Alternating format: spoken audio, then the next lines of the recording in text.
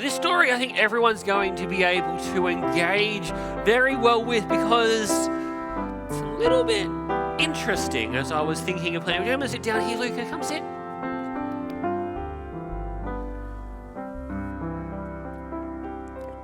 Now, I was chatting with Sam this morning about the storms yesterday, and they were a little bit of a fizzer right here, but north and south of just here enjoyed or didn't enjoy quite a rip snorter of a storm. In fact, in Morisset yesterday, as we were pulling into our house, what did we end up getting at home? We got some?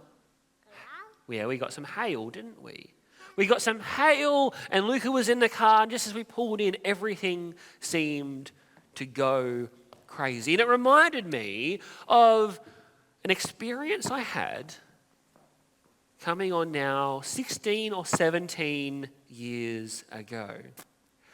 A big storm was hitting at our house in Windermere Park just near Bonnells Bay, and my dad called us up. He was out on the road. He said, "Hey, get outside, grab the chooks, get the chickens. I'm worried that they're going to get washed away in the storm." And so my mum and I, we rushed outside in the storm trying to find the chickens wherever they could be. And as we walked up the hill, we found our yard was flowing with water around about that deep. Do you think chickens can survive in fast-flowing water around about that deep? And it wasn't just warm water, it was freezing, cold water. And we searched, and eventually, come sit down, we found a whole heap of our chickens in the corner, not moving. Uh-oh, I thought. We've stuffed up. We've let my dad's prize-winning chooks, his next season of chickens, die.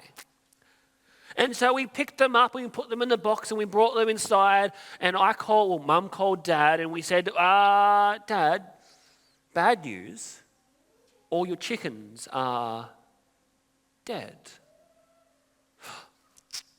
And then Dad said, "Hey, do you remember a video we watched just the other day about our rooster who was stuck outside in North America and had frozen, and it was brought back to life after they brought it inside and they put it in front of the fireplace? And it melted and it came back to life." And we said, "Yeah, I don't think that's going to help you here, Dad. That's North America. This is Australia in summer. Come here." "Oh, you want to do that?"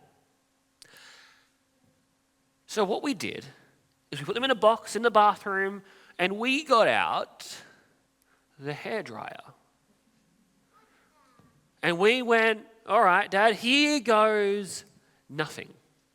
This is not going to be successful." When you grow up effectively on a farm, you're kind of a little bit like, whatever, this has happened, we move on. But seeing as these chickens are each worth quite a bit of money, we got out the hairdryer and we started hairdrying it. My sister said a little prayer. We started hairdrying the chickens. 10 minutes went by, no movement. 15 minutes went by, and all of a sudden, some legs started twitching. And after about 35 or 40 minutes of using the hairdryer on low, so we didn't cook them, I wanted to rush it. I'm someone who wants to rush things, right? My first instinct would have been, let's put it on high and let's just warm these things up as fast as we can so that we don't have to sit here for too long. But no, after about 35, 40 minutes of it on low, all the chickens started to fluff up and move around and cheep. Cheep, cheep, cheep, cheep. And it reminded me that no matter what storms we have happen in our lives, God seeks to care for us. No matter how far gone we think we are, no matter how close we think we should be to giving up, God has a plan for each of us, and He doesn't give up on us like I was ready to give up on those chickens. God will never, ever give up on you, boys and girls, and mums and dads, and all the grandparents that are here as well.